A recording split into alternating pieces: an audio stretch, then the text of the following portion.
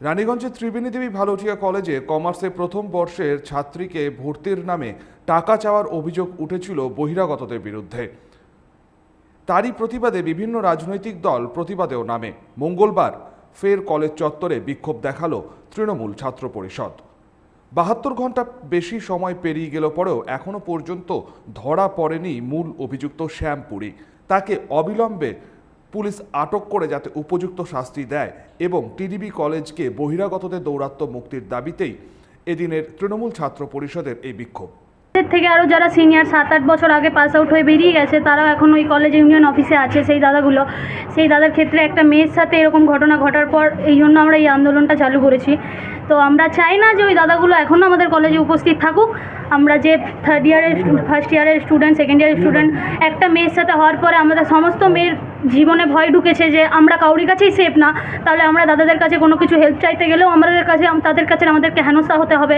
সেই কারণেই আমাদের এই দাবি আন্দোলন যে টিআইসিবি কিছু একটা এটার বিচার দেখ। এটাই যে ওই দাদারা এতদিন পাস আউট করার পরও আমাদের কলেজে যাতে না থাকে বা কিছু, এই যে দাদাগুলো আছে সেই দাদাগুলো নিয়েই আমরা কাজ করব, এটাই যা।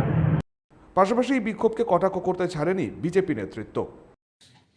এরা কোথা থেকে এসেছে? আজকে বিধায়ক বলছেন উনি কিছুই জানেন না। তাহলে উনি জিবি প্রেসিডেন্ট, উনি জানেন না? হয় নাকি এটা? ওনাদের নেতৃত্বেই হচ্ছে, ওনাদের আজকে এই ঘটনাটা যখন প্রকাশ্যে চলে এসছে তখন ওনারা গা ঝাড়ার চেষ্টা করছেন, আর তাই এই সমস্ত নাটক চলছে। দেখা গেল টিএমসিপি আবার আন্দোলন করছে। হ্যাঁ, সেটাই তো বলছি, এই নাটকটা করার কারণ একটাই। আজকে আপনি যারা আজকে আন্দোলন করছে, আপনি দেখুন ভিডিও ফুটেজ বের করেন কলেজের ভিডিও ফুটেজ পেলেই দেখতে পাবেন যারা আন্দোলন করছে, যাদের বিরুদ্ধে আন্দোলন করছে তারাই একসঙ্গে কলেজে আড্ডাবাজি করছে।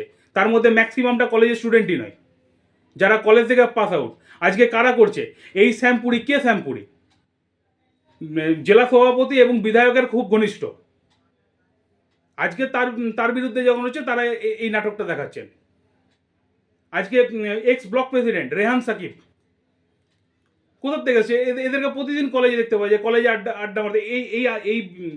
এই ঘটনা আজ প্রথমবার নয়, এইরকম কমপ্লেন এর আগেও এসছে, কিন্তু আজকে এই জিনিসটা তারা অনেকবার ধামাচাপা দিয়েছে, অনেককে ভয় দেখিয়ে নানাভাবে এটাকে বন্ধ করার চেষ্টা করেছে, এবারে পারেনি, তাই আজকে এই আন্দোলনটা নাটক চলছে।